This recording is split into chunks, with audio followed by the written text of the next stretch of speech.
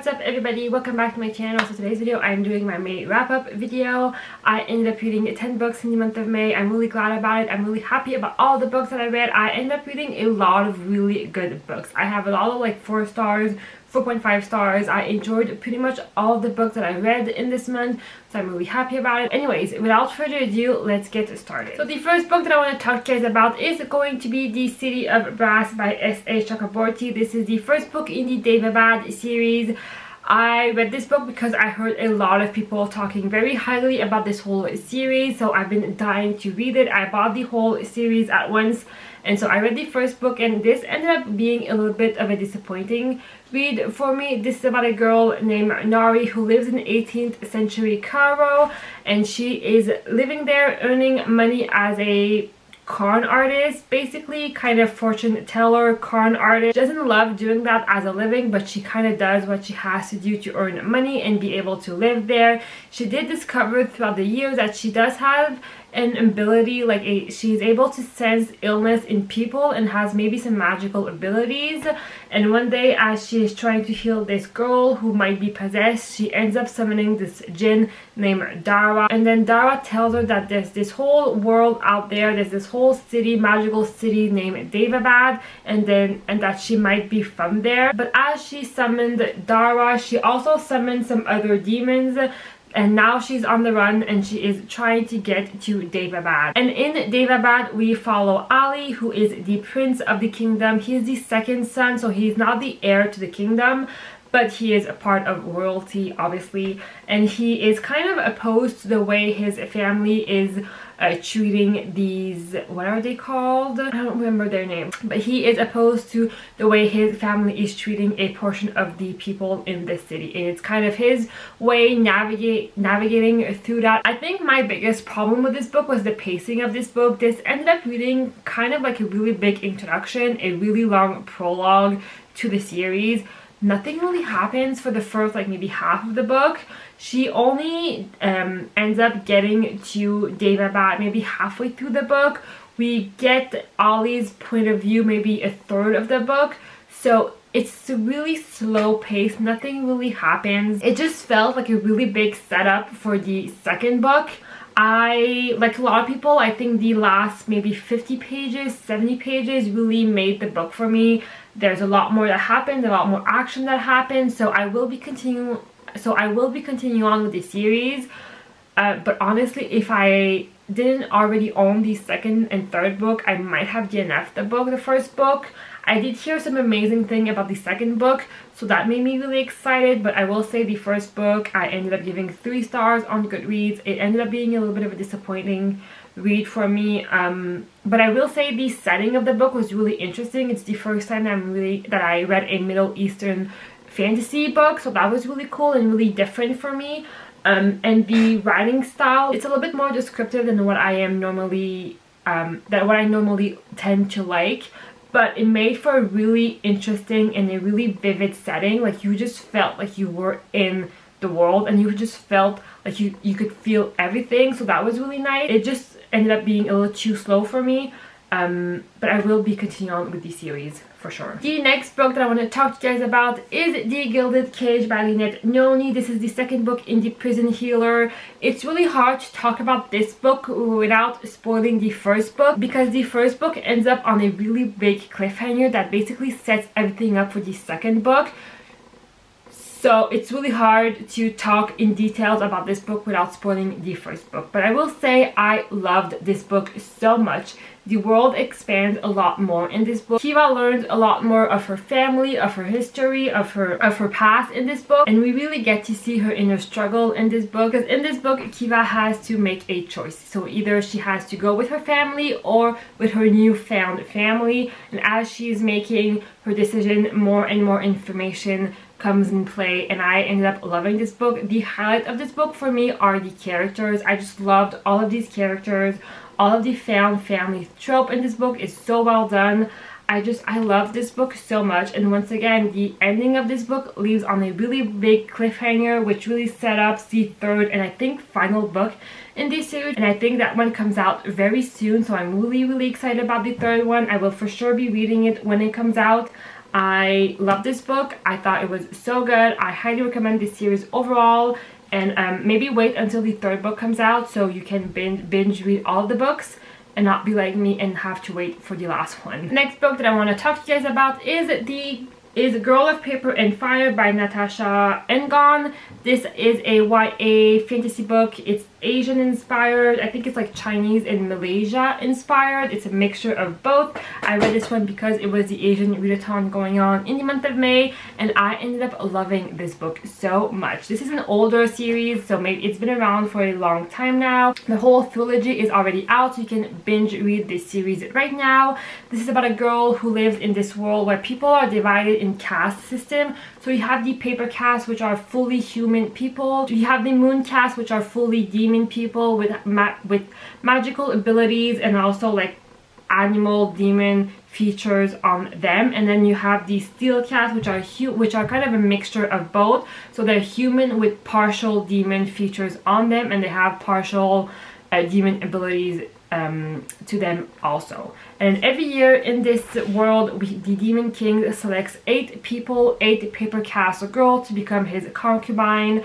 And this year he selects a 9th girl, which is our main character, Lei, because she has these really special golden eyes, which is not supposed to have these eyes because she's supposed to be fully human. So she's really mysterious and we don't really know why she has these golden eyes, but she doesn't want to become a concubine. No one really wants to become a concubine in this world because concubines are basically his sex slave in this series, so it's not a good thing to become his concubine. And also she ends up falling in love with another paper castle girl in this palace, and it's her navigating through the danger of her falling in love with another girl and also just figuring herself out. There is obviously really big trigger warnings in this book for sexual violence, sexual assault, so please do keep that in mind if you are reading this book. If this might not be something for you, keep that in mind. I end up loving this book though. I end up giving it, I think, 4 stars. I really enjoyed this book. The love story in this book does feel a little bit insta love. You know from the moment you see the love interest on page that it's going to be her.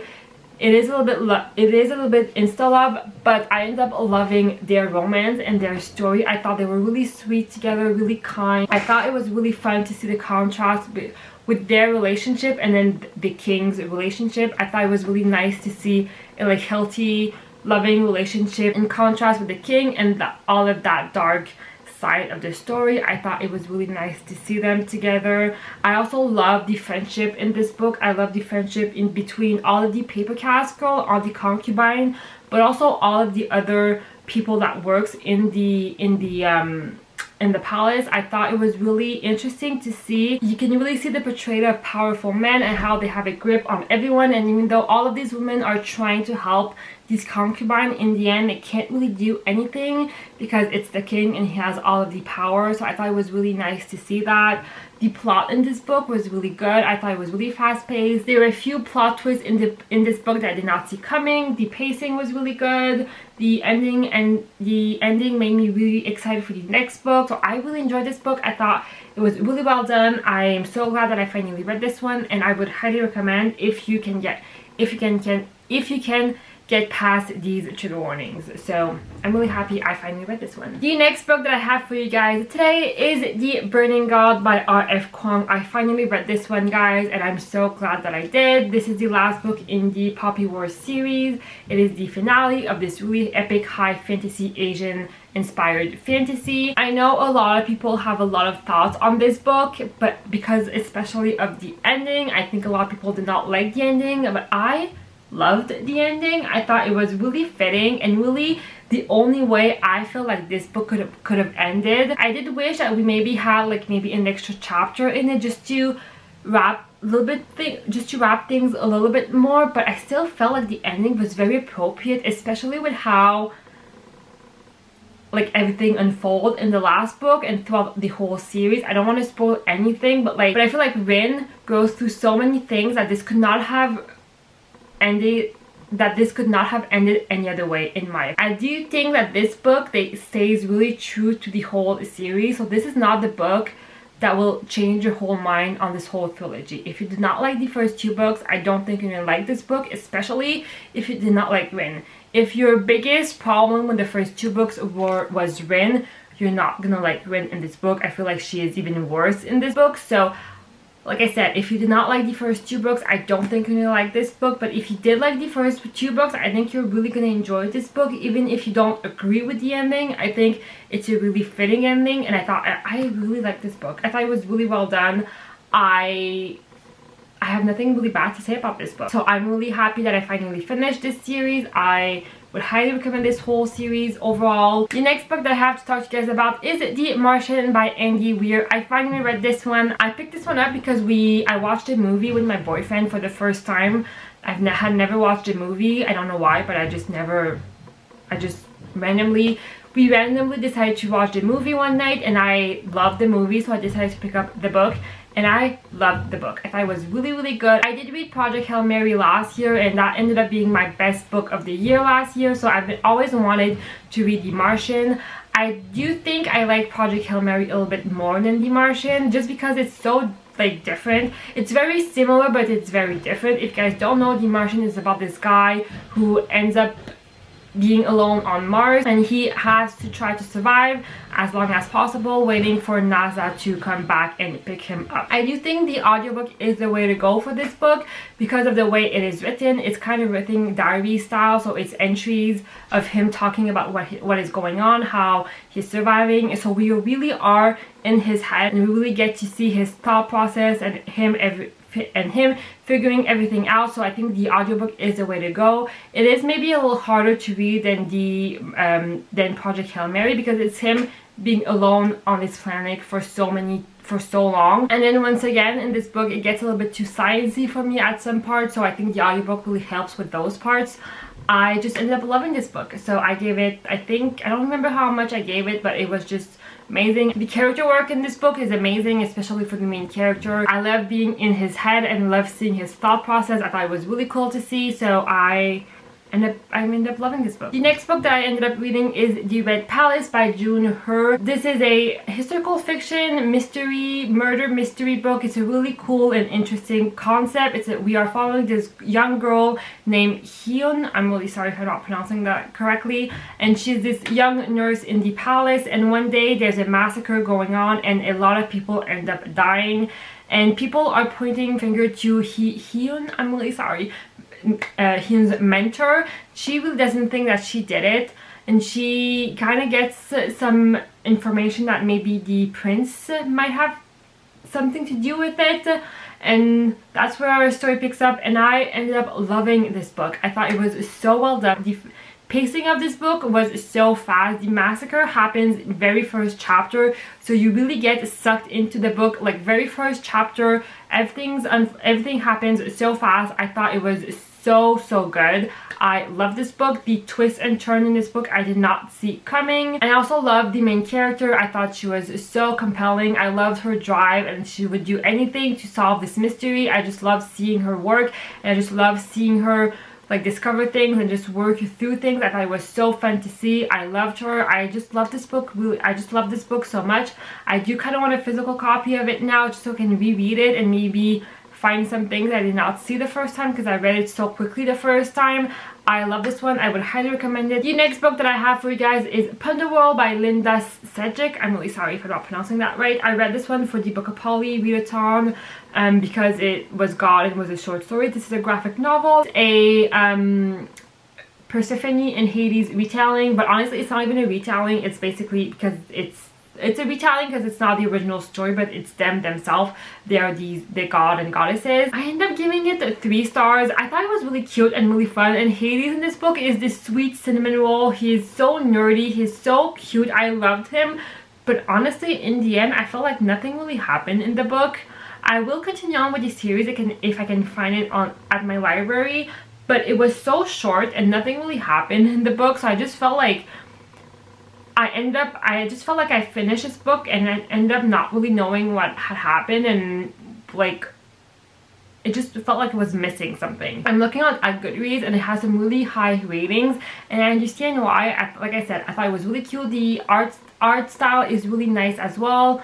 I just felt like it was too short. Like nothing really happened in this book. The next book that I have for you guys is The Kiss Quotient by Helen Hoang. I read this one for the Asian Readathon once again. I've been wanting to read this one for a long time as well. I've heard so many good things about this book and I love this one as well.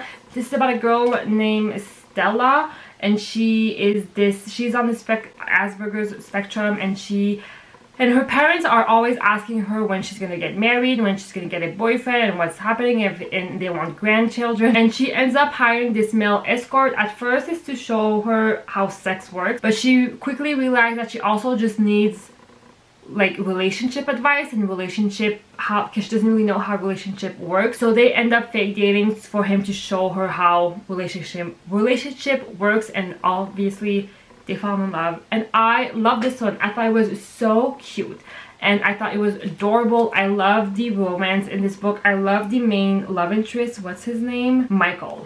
Michael was such a sweetheart, a cinnamon roll. I loved him so much. I thought they were so cute together. I cannot speak to the autism portrayed in this book, but from what I know, I think it's pretty accurate. I read the author's note, and she said that she was diagnosed with autism pretty late in her life. So I think it's pretty accurate. I love this book so much. I just love this one. It was so cute. It's very steamy at some points. Plot wise, I don't think there's nothing like spectacular to the book, but I just think the character work in this book was really well done, and I just will for sure be reading more. I know this is a series, so I will for sure read the second and third book from this series. I highly recommend this one. Next book that I have for you guys is Book Lover by Henri. This was probably one of my most anticipated book releases for the year. Henri is the author of Beach Read and People Who Meet on Vacation, which I loved both of these books that I read last year. So I was super excited to read this book. I do have a reading vlog on this book, so I will link it up above if you guys want more of my thoughts on this book. I'm not going to go into too much detail in this video because this video is already so long. But I love this book. I thought I gave it 4 stars. I know it's like very different than your typical romance book because this focuses a lot more on the sister relationship than the romance. Even like the third act conflict in this book is not with the main love interest, it's with the sister in this book. So it kind of tells you that this book is not your typical romance book. So if you are looking for like a really fluffy romance book, this is not it. There's a lot of deeper themes in this book. The main protagonist is still going through grief of her mother that passed away a few years ago, so she's still going through that. Her sister is pregnant with her 3rd child, and so their relationship is about to change. So there's a lot more than just the romance in this book, but I love this one. Like I said, go check out my reading vlog if you guys want more of my thoughts on this one, but I love this one. I give it 4 stars. And so the last book that I read this month is One Italian Summer. Once again, a book that I got from my library. I picked this one up because I heard that the narrator for the audiobook was Lauren Graham, who plays Lorelai in Gilmore Girls, which I love that show. So I thought it would be really fun to listen to the audiobook. I've never read anything from this author in the past. I haven't really heard a lot of things. Like, I've seen this book around a lot, but I don't really remember like hearing things about this book. And I didn't really like this book. I didn't really care for this book that much, besides the fact that it was narrated by Lauren Graham. There's a quote in this book, like somewhere in the first few chapters, that says, "If your mom is the love of your life, what does make your husband?" That's the perfect quote to like summarize the book, because I feel like I love the mother-daughter relationship in this book. That's the main focus of the book, I think. But I hated the way she treated her husband, which in my opinion really didn't really deserve it. So this is about a girl who loses her mother in the very first few chapters, and she ends up going to Italy, where she was supposed to go with her mom, but her mom ended up passing away before they get a chance to do that vacation. So she ends up going alone in Italy, a place where her mom went years and years ago. And in Italy, she gets a chance to meet her mom when she was her age. So I really like that concept. I think it's a really fun and interesting idea, being able to meet your parent when they're closer to your age now, and where they were in life and what happened to them. I think that's really nice to see. And there's a really big theme in this book that I normally really enjoy, and it's the moment when you realize your parents are only human. I feel like in Honey Girl, from Morgan Rogers. I think that was the book. That touches on this theme a lot as well. I think I like Honey Girl a little bit more. Like I said, mainly because I hated the way she treated her husband. I just thought she treated her husband horribly. And I really did not like it. I really did not think he deserved it. There's a moment in the book, I don't want to spoil anything, but by the end I'm like, so we're not going to talk about it? You're not going to address that big thing that you did? I did love the setting of the book. Obviously it's in Italy, but I just ended up giving it 3 stars. It was a really fast-paced read. If you guys are, it's like less than 300 pages, I'm pretty sure. But if it wasn't for Lauren Graham narrating the audiobook, I probably would have DNF'd that one. I didn't really like the main character, so that's pretty much it. So that's it, guys. Those are all of the books that I read in the month of May. That's a lot. Have you read any of them? Let me know in the comments down below. I would love to know your thoughts on them. And I hope you guys enjoyed this video. I hope you guys have a wonderful day or night, depending on when you're watching this. And I will see you guys next time. Bye!